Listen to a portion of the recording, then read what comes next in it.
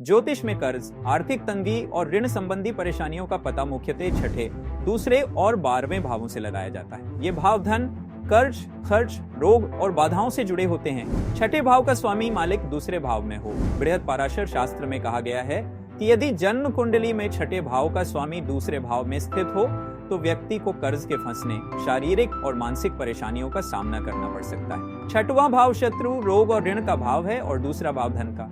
इन दोनों का संबंध कर्ज में फंसने का सूचक हो सकता है। दूसरे भाव का स्वामी 12वें भाव में हो। दूसरा भाव व्यक्ति के धन, परिवार और बोली जाने वाली बातों का कारक होता है। यदि इसका स्वामी 12वें भाव में हो, जो व्यय, नुकसान, विदेश यात्रा और गुप्त शत्रु का भाव है, तो व्यक्ति को वित्तीय हानि, छुपे हुए खर्च या अचानक आर्थिक गिरावट का सामना करना पड़ सकता है। बृहद पाराशर में इसे आर्थिक संकट या फर्श पर आ जाना कहा गया है। उदाहरण के लिए कि अनिल अंबानी की कुंडली में ऐसे योग थे जिससे उनकी वित्तीय स्थिति प्रभावित हुई। छठे भाव में शनि की उपस्थिति।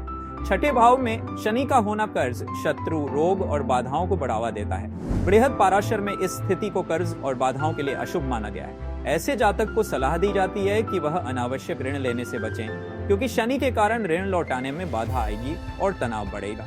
उच्च ग्रह के शुभ फल पर ध्यान। आम धारणा होती है कि उच्च राशि या उच्च ग्रह हमेशा शुभ फल देते हैं, लेकिन बृहद पाराशर शास्त्र कहता है कि ग्रह की स्थिति और भाव दोनों पर ध्यान देना आवश्यक है। उदाहरण के लिए, यदि गुरु ग्रह कर्क राशि, जो चौथे भाव से जुड़ा है, में उच्च हो तो भी यह सभी जातकों के लिए अनुकूल नहीं होता, क्योंकि गुरु का कर्क में उच्च होना भावों के साथ खराब योग बना सकता है, जिससे जीवन में उतार चढ़ाव और एक बार बड़ा पतन, डाउनफॉल संभव है।